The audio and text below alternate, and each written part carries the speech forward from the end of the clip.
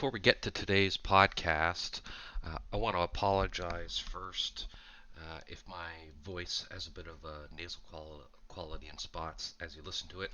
I've just been recovering from a head cold, so the first few spots in the podcast there, you're going to hear some, just going to sound a little nasally. Sorry about that. We'll hope my voice improves for the next episode. I'd also like to preface this episode with a violent content warning. We're going to be discussing the cold, hard realities that some people very likely had to deal with in the Copper Age, and sometimes that just involved violence.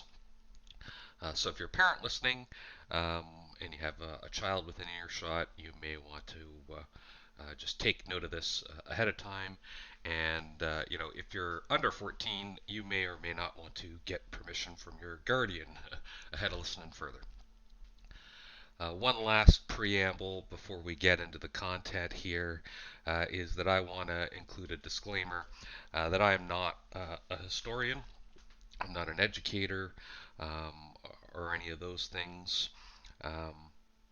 I may very well get things wrong, and I just want everyone to understand that it's okay to be wrong. The intent of this show is not for this to be a substitute for really any education.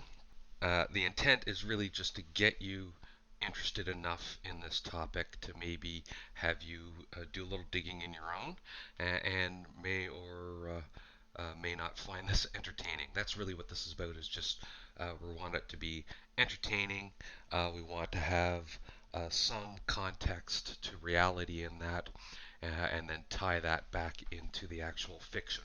The topic of the first few series of episodes here is Copper Age Anatolia, and how that lines up with the written memories of the Emperor of Mankind in the Warhammer 40,000 universe. And while we're going to start in the Copper Age, we're not going to start in Anatolia. We're going to start tangentially to there, and then we're going to work our way back. This is my very first podcast ever. Its structure's largely decided in a vacuum of me, and I'm going to rely on you, the listener, to help kind of guide the format and evolution of this podcast as it moves forward. Maybe this episode is irrelevant, maybe it's out of place, maybe it's too long, all that sort of stuff. Your feedback helps me understand that. For now, at least, the first few episodes, the format's set. It's much of the content's actually already been produced by the time I'm recording this, and we're just taking the time to kind of find the right way to edit everything together in a neat and tidy bow. It kind of takes a lot of research, and there's a lot of material to cover, and some of it may just end up on the cutting room floor, just because it doesn't make sense in the context of the story I'm trying to tell here. So your feedback helps me understand, how the first few episodes go, and then I'll kind of take all that and we'll evolve that into the next series that we tackle. But we're going to kick this story off, this series, specifically with the story of a Copper Age shepherd who lived in the Italian Alps. And while you may be feeling kind of a little teased or ripped off because I told you the topic is Copper Age Anatolia and Warhammer 40,000, I promise you we're definitely going to get there. We're going to tie that back to the Copper Age Anatolia in a nice neat bow by the end of this episode. So please stick with me. I hope you enjoy the show, and let's get to it.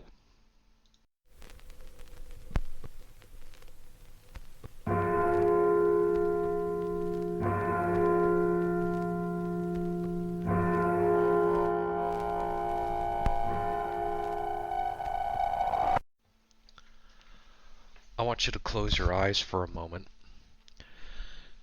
and if you can, imagine a place and time older than anything you can think of. It's so old, writing doesn't exist. There's no internet. There's no electricity. There's no lights except what comes from the sky, from the stars, from the sun, from the moon, from the fire you can make with your bare hands. In this time, your clothes are made from the skins, furs, and leather of dead animals, and you've got to remake them constantly. In this time, thread doesn't exist except as the dried sinew of the animals that you manage to domesticate and slaughter. And you reuse every single part of those animals. You use the meat for food, you smoke it, you dry it, maybe you cook it and eat it right away, but for most of it, you dry it out because you need it to live through the winter. You grow grains, you grow wheat, you make woven grass covers for your clothes to help keep the wet out, to help keep the cold out.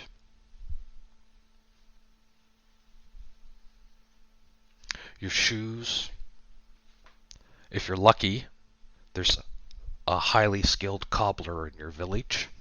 And I say cobbler because we think pretty much at this time it exists, and I'll tell you why in a moment. But your shoes are made out of multiple different types of animal fur and leather and skins.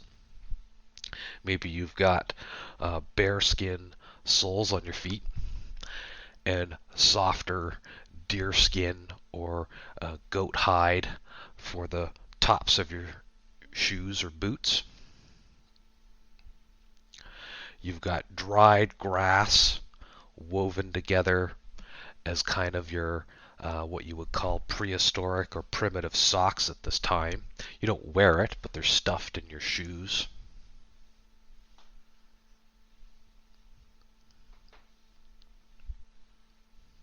Your tools at this time are made out of bone. You've got in your tool pouch a bone needle you use for threading sinew for your leather clothes that you need to patch and make. You use that same bone needle to tattoo yourself with ash ink that you make from a fire. And speaking of tattoos, you've got a lot of them on yourself.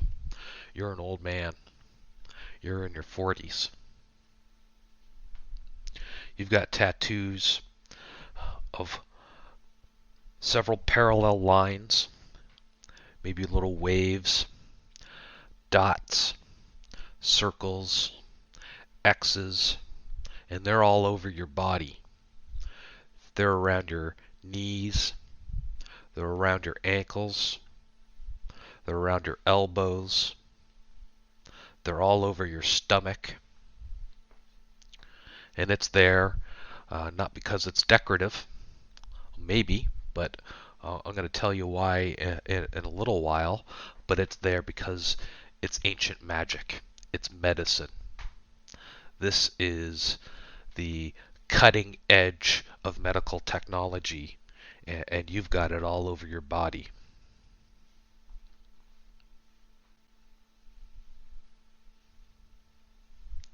And the tools you use, aside from that needle, you've got other tools for sharpening arrows, for working with wood. You've got a stone knife. You've got a yew wood bow. You've got wooden arrows fleshed with feathers and tipped with stone arrowheads. And some of these are made, some of them are in the process of being made, some of them you've had for months, maybe even years, because it takes a lot of work to make an arrow. But that's not your job. You're not a hunter. although really everybody in this time is a jack of all trades because you gotta be, otherwise you're dead. No, what you are is a farmer. Specifically, you're a goat herder. You've got a herd of domesticated goats that's been in your village for generations. And where you live is in the Alps of northern Italy. And I know this podcast is about ancient Copper Age Anatolia. We're going to get to that in a moment, but it's not too far away.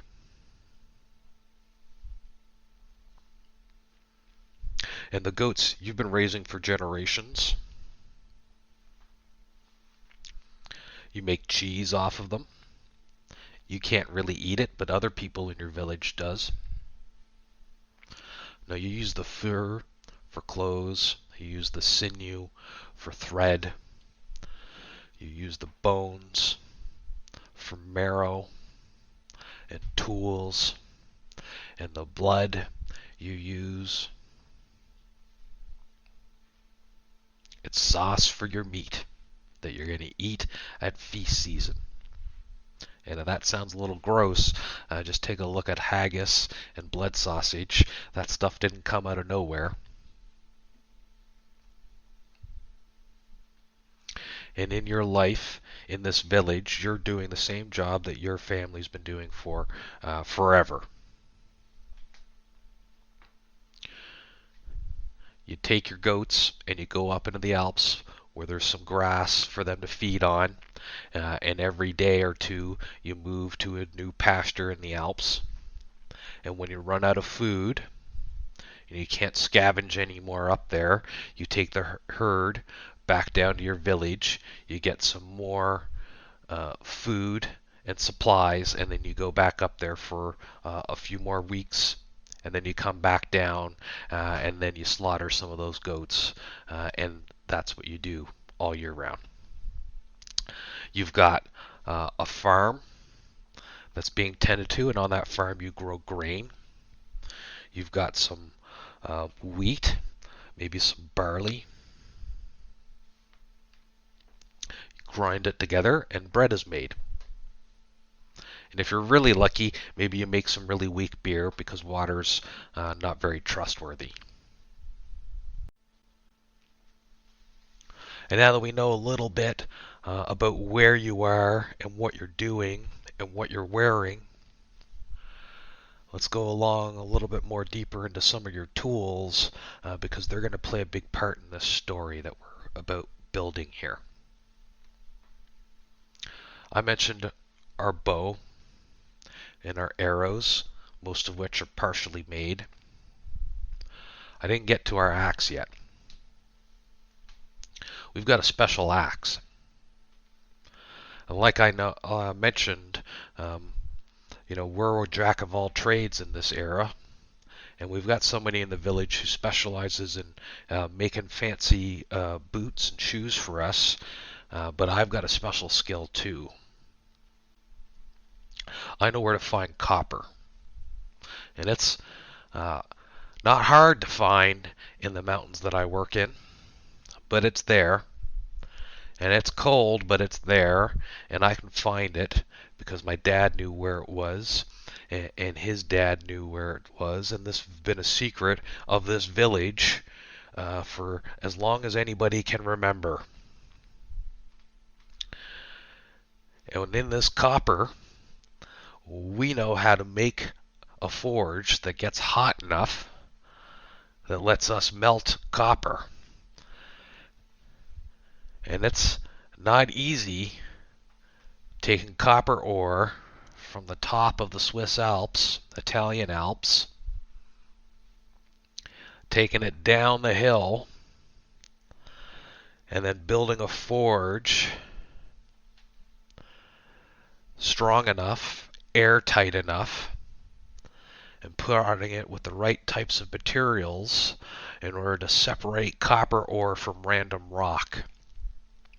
So the little bit of copper that we managed to get, that's pretty precious stuff. So we know those secrets, and the people in our village, they get the luck of being one of those few people in the area that we have some copper tools. And so I have a special axe. And when I talk about an axe, I don't want you to think about, some ancient fantasy axe you might see in Conan the Barbarian movie, or on a medieval battlefield, or in a Dungeons and Dragons role-playing game. No, this axe, if you want to visualize it, looks a lot like a walking cane that you might see an old person with today. It's a straight shaft of wood. It's about 2 feet high, 2 feet long, and it's got a right angle at the top of it, where somebody would hold the handle when they're leaning on a cane. It's that kind of shaped handle in terms of length and diameter. And at the tip of that is a piece of copper that I've had in my family for generations. That piece of copper, that axe head, if you want to take your index finger and middle finger and put it together, that's about the thickness, the width of my axe head. And the length of the last 2 digits of your index finger is probably about the length of this precious piece of copper axe head. So it's not very big, it's not very long, it's not very fantasy dramatic, but it gets the job done. We can chop wood, we can sharpen it. It doesn't really break, it bends, but we can reform it back. It's hardenable, and it lasts for generations. This is my axe. Not many people have it, but I've got that axe. Now my knife, that's stone. We're still using lots of stone for everything.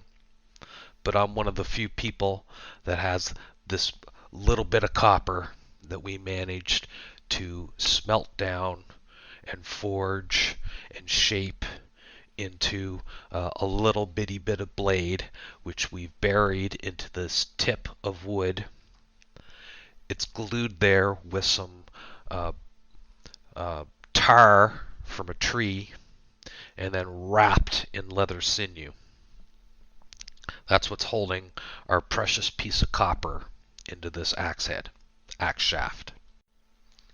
So now that we've got our clothes, our tools, our 45-year-old arthritic man who's been treated with the very latest in modern medical tattoo technology, who's herding his goats that he's been doing for generations up into the mountains. Well, now he's coming back to the village to get some more supplies. And if you can imagine this man hobbling down into the village, leading his herd of goats, he can see as he gets closer, because his eyes aren't very good, being a 45-year-old man, that there's screams he can hear and dark smoke coming from his village. And so he runs down into the village. And it's chaos. There are marauders and raiders all over the place. His village is systematically being slaughtered when it's basically over by the time he's got there. What do? Well, you run into your home, wouldn't you? You've got to go see your wife and make sure she's safe. Or maybe it's your son or your brother, but for the purposes of this story, let's say it's your wife. And when you get into your hut and you open that door and you see a strange man standing over your wife who's screaming, will you do what you would do, wouldn't you? You pull out your axe and your knife and you scream and you charge at him. And he turns around and he sees the axe and he blocks that. But he didn't see the knife, not in that split second, and you get him right between the ribs. And that's it. He drops dead. And you look down and there's your wife, bleeding, wounded, maybe worse. And there's no help. That's it. It's over. What do? Well, you grab your wife, you grab your bow, you grab your arrow, and your wife, who's wounded, too wounded to walk, you put her on your shoulder and you carry her. And as you're running away, hobbling away, carrying your wife on your shoulders, who's bleeding, well, the other people, the raiders, they're just everyday Joes. We don't know why they're there, but we can probably imagine. You know, I don't think people just go raiding for kicks. Maybe they did, maybe they didn't, but I like to think we're all human. We're not really evil people. We're people who do evil things. What do you do if your village had a bad harvest? There was a disease that killed all the plants. You had a bunch of locusts come down. You had a fire that spread to the wheat fields. You had a pack of wolves get to your herd of animals. Well, you've got a village to feed too. You've got a wife and kids to look after. You've got a son, a father, a mother. What would you do? Would you just let everybody starve to death? Well, you would probably do whatever it would take, wouldn't you, to take care of your son, your daughter, your wife, your father. So you get together a party, and that group, that's the strong and healthy of your village. It's your brother, it's your son, it's your father, it's your best friend. Maybe it's part of your lovers. Who knows? But they're probably all good, close related people. And you go to wherever you can, and you know there's a village somewhere up in the mountains.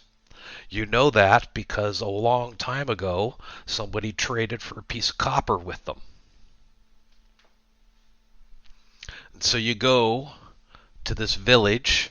It may take you a day to get there. You take all the supplies you can because you don't know how long it's going to take, and maybe you're gone a day, 2 days, a week before you finally find that village. And they're not expecting it. There's no walls. It's as easy pickings for you. They weren't even prepared. They were sitting around having supper. You surprise them, it's easy pickings. There's no work at all, really. You've even managed to take a couple of slaves back to help work your farms and help lug all this gear and food and supplies back to your village. Maybe you'll keep them alive, maybe you won't. Maybe you'll sell them to another village down the road. That's not really material at the moment. But you can imagine you're happy because even though these people don't mean anything to you, the village, your life, they're going to live through the season. They're going to live through the winter. You get another chance. It's kill or be killed. And as you go around the village, just making sure everybody's got everything they can. We're all ready to go. You know, hey, let's do a roll call. Where's Jim? Oh, there's Jim's over there. Where's Tom? Tom's over there. Well, hey, has anybody seen Derek? I haven't seen Derek. Have you seen Derek? No. No, Derek went over into that hut over there. Maybe go see what's going on. So you go into that hut. Hey, Derek, where are you? Well, Derek's laying dead on the ground. And Derek was your best friend your whole life. bled out. Didn't even have a chance. So you run outside, and outside you see off in the distance an old man with a wounded woman on his shoulder hobbling up into the mountains. Will you tell everybody, hey, take all the supplies back to the village? That's the important thing. But me and Tom and Bill, we're going to go get revenge for Jim. We're going to take care of this guy. We're going to teach him a lesson. So you and two of your buddies, you go running after this person. Now you came to this raid prepared for war. You've got 3 guys, bow and arrows, spears, axes. You're ready. So one of your buddies, he's a pretty good shot. He takes aim. We can end this right now. Be home before dawn. Fires his arrow. It arcs. It looks good, but it doesn't look like it hits our guy. It hits the woman that was on his back. He stops for a moment, but he can't stop long. He drops the woman, and then he keeps going up into the mountains. So you run up after him. You grab your arrow because, again, arrows are hard to make, and then you keep going. You got to keep your trail on him before the sun sets. And let's get back to our 45-year-old arthritic, intestinal-driven shepherd. You're carrying your injured wife on your shoulder up the hill, up into the mountains, trying to get away from the raiders. And all of a sudden there's a brief whistle in the air, and then you hear a thud, and then that's it. Your wife stops crying. So you pause for a moment, you take her off your shoulder, and you look, and then you see down the hill the raiders that are after you. This isn't an action movie. You're not taking 3-on-1 in your old arthritic body. So you take a brief moment. You say goodbye to your wife. You leave her to the spirits, to the ancestors, to the gods, and then you run for your life. Now, you may be a 45-year-old arthritic man, and there may be 20-something warriors in the prime of their life chasing after you, but you've lived in these hills all your life. You have ancestral generational knowledge of this area. And you can use that to your advantage. You're going to have to, or you're dead. And so you hide and you set up what's going to be probably your only chance to ambush them. You get them or they get you. And sure enough, because you know the area and they don't, they walk right through your trap. It's the only spot that they can walk that's clear, and you've got a clear shot with your bow and arrow. So you take aim, you draw back, you fire, you let one go, and it hits one guy right through the chest, and he drops dead right there on the spot. He didn't even know what hit him. And the shot was so fast, and the sun setting, they didn't know where it came from. So they just run off into the forest, into the woods, into the mountains, into the rocks. They're yelling, looking, screaming at anything, looking at any noise that moves, and that's where they think you might be, but you're in the good spot, and they're run off in the wrong direction. So you run down, and you grab your arrow, because again, arrows are precious. You don't have many that are made. You don't have fletching. You don't have tips. All you've got is this one good arrow. It's been your arrow for months. You pull it out of the guy's chest. You got to be a little careful. You can't break it, so you work it out. And as you pull it out, Well, one of those guys, one of those raiders, he's come back to go and take a look at his wounded buddy. And he's standing right there. It's 10 feet away. There's no time to think. You notch that arrow, you pull your string, and you let it fly, and you hit him in the head, and he drops dead too. 2 down, 1 to go, and he's coming back too. So you run over there, and you grab your arrow again. Pull it out of that dead skull. But our last raider, he's on you. He is beyond insane. What would you feel like if you had to watch 3 of your best friends die in less than an hour? How insane, how furious would you feel?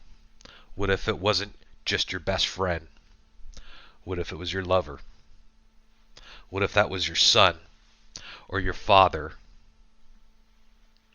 How rage-filled would you be? That's the kind of rage that this person has right now. And he attacks our 45-year-old arthritic sheep herder or goat herder with all his might, and it's insane. He's in him with his stone knife, hacking and slashing, and all our hero has is his bow and a useless arrow right now. And he holds his bow up. It's his only thing he's got to defend himself with, and it's best he can, but he takes wounds. The knife cuts him, cuts his arms, cuts his stomach, cuts through his leather, cuts through his bow, cuts through his hand. And as you're struggling, you do your best you can, and you manage to get just the slight better of him, and you push him over the cliff. Now, it's not a big cliff. It's a couple of meters fall, but it's enough for you to disappear. Your bow's toast, but you've got your arrow. So you run, and you're bleeding, but you run. And as the sun sets, your blood trail is a lot harder to find. And you know this place better than he does.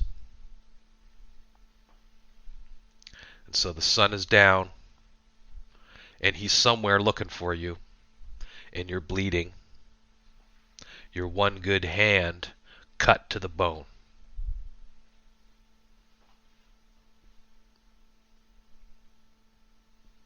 You can't start a fire, so you can't see.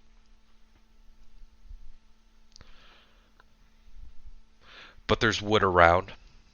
You've been in here long enough to know what a yew tree looks like. So you take your trusty axe and you manage to cut a branch from the yew that's just good enough to make another bow with. You've got a spare bowstring, piece of sinew, in your arrow pouch. So as the night falls, with what little light you have from the night sky, you do your best to work on your bow. And as you're working, as your hands that are arthritic fail you, as the cut that's down to the bone in your thumb prevents your one good hand from working, you realize even if you get this bow made, you don't have the strength to draw it. Well, there's a realization that comes over you at that point. 45-year-old man, ridden with arthritis, wounded, one good hand gone, his only bow gone, his entire village gone, his wife dead in his arms. You come to a little bit of a realization at that point, maybe. You might be resigned to your fate. So you sit down and you pull out your pouch of food supplies, the supplies that you had that were supposed to last you and your wife for at least a couple of days, as you escaped into the mountains, and you have your last meal. And in your last meal, you have some berries that have been scavenged. You have some medicinal herbs, some herbs that are there for flavor. You have dried deer meat that's been smoked. You have bread, and it might be the bread that your wife made that morning. What would that make you feel like? Bleeding from your one good hand, having to watch your family, your village be murdered, carrying the person you love on your back as they die, running for your life, knowing that you've got a weapon in your hand that can defend yourself with, but your hand's simply too injured to be able to wield it. And the sun's coming up in a few hours. Well, at that point, you would probably maybe enjoy that meal as best as anybody in that situation could. You don't need to make that last 2 to 3 days. You stuff yourself. And as the sun comes up that morning, you look down the hill, down the mountainside, and you see a little fuzzy black blob coming towards you. And then all of a sudden you hear a brief whistle, and an arrow explodes in the rock face next to you. And I say explodes, maybe it doesn't explode. I don't know, I've never personally seen an arrow shot before. But you can get the idea of an arrow whistling past your head and just shattering against the rock next to you. How much would that scare you?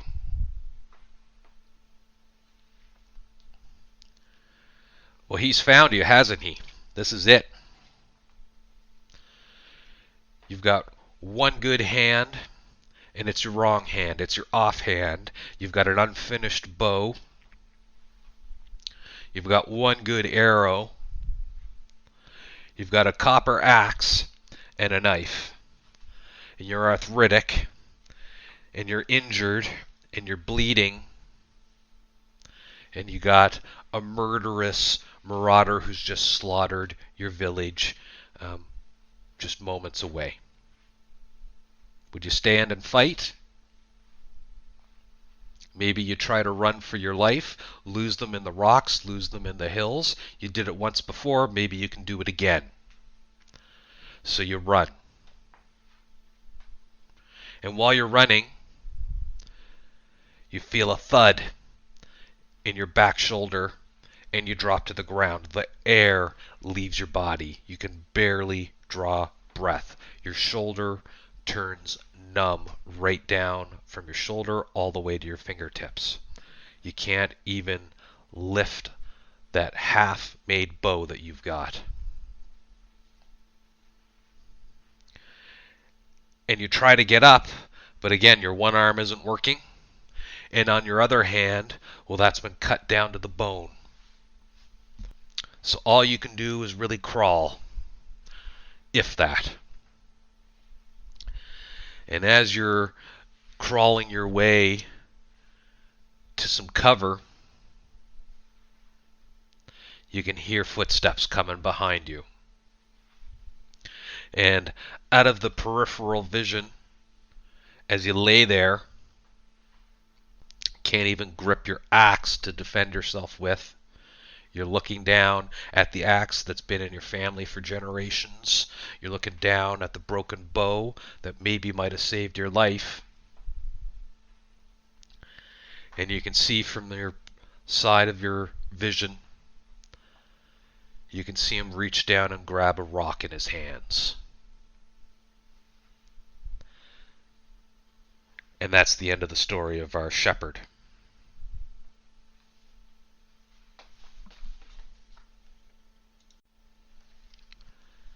And if the story maybe sounds a little extreme, a little far-fetched, maybe not in touch with reality,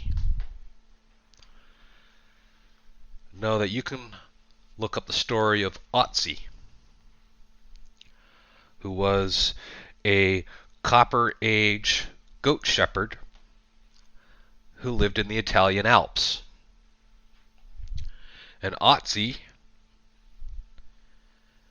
spent his last few days up in the mountains, went down to his village,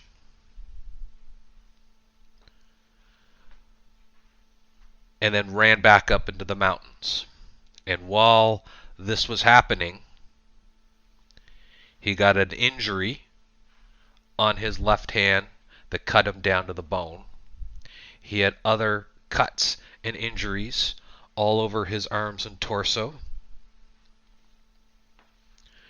He had the blood of two different men on an arrow, a stone arrowhead, and he had the blood of a third on his knife and the blood of a fourth person on his back furs. And Otsi was found up in the Alps like a frozen mummy in the 1980s.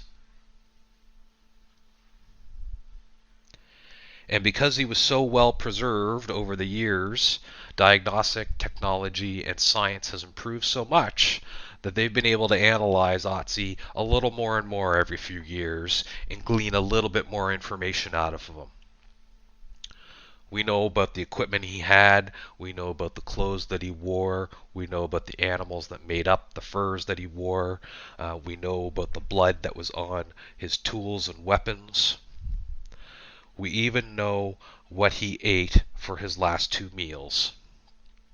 And we know he had injuries that on his arms and his hands that didn't even have time to heal before he died. And we know how he died. We know he was shot with an arrow in the back through his shoulder blade.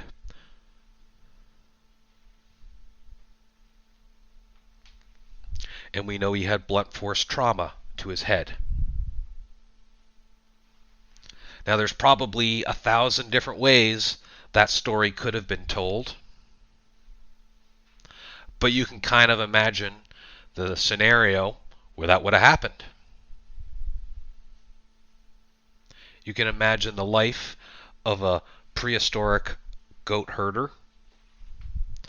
You can imagine what might have caused his village to be raided. And maybe his village wasn't raided. Maybe it was a jealous lover spat that caused his wounds and his writings. Well, that's a good story too, isn't it? You know, the love triangle that ends in murder. That's happened lots of times in our age. Why wouldn't it have happened thousands of years ago? People are people. And so this is the story of a man 3,000 years before the Common Era. And we know a lot about him. We know about his tattoos. We know about what he ate, the clothes that he made, where he lived. We know about the food that he ate. We even know that he was lactose intolerant. We know he had intestinal worms. And we know he had arthritis. And we know he had tattoos around where all his swollen arthritic joints were and all over his stomach, where the stomach pain from having intestinal worms would have been bothering him. So that's pretty cool when you think about what we can find from somebody who's basically 5,000 years removed from us. And we're going to try and piece together what that looked like for somebody who might have lived in Anatolia around that same amount of time. Because this is the time that we have for the God Emperor of Mankind of Warhammer 40,000 universe, fictional universe.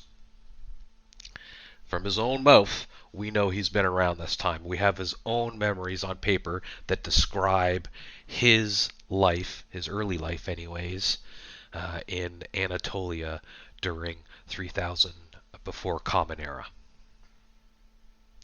And so I thought I would start this by telling this story of Otsi, who, even though he lived in the Italian Alps, lived in 3,000 years before a common era. And another nifty little thing to know is the genetic analysis of Otsi tells us that his ancestors came from Anatolia. Farmers from Anatolia. The goats from Anatolia. The medical technology, maybe that was from Anatolia too. And that's kind of neat because we find on the remnants of bodies right up into the early late Bronze Ages and later than that, tattoos of similar design as Otsi. And you have to wonder, is that medical science back then? Was that the latest greatest technology available that we had in that age to treat pain?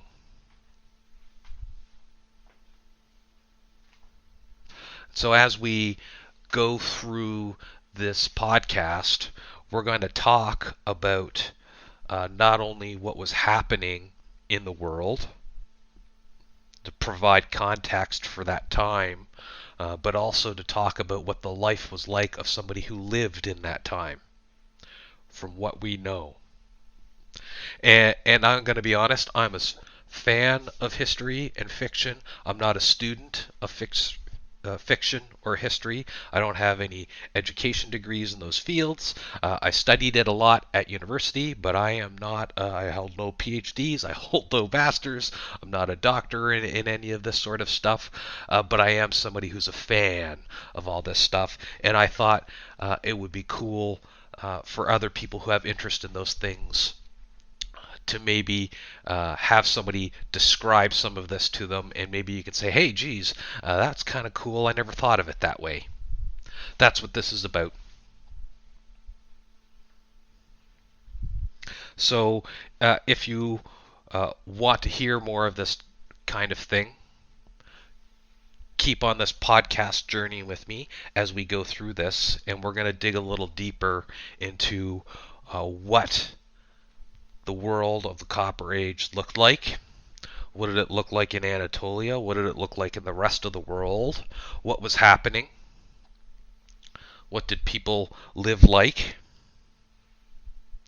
And we'll compare that versus what was written on the paper on our little piece of fiction to the world of the Warhammer 40,000 universe, and we'll see if we can draw some interesting pieces of tidbits of information. Something that you could say, geez, that's kind of cool. Wouldn't that be neat? That's what this is about. I hope you want to join me with this. Stay on this journey as we go through it together, and we'll keep going.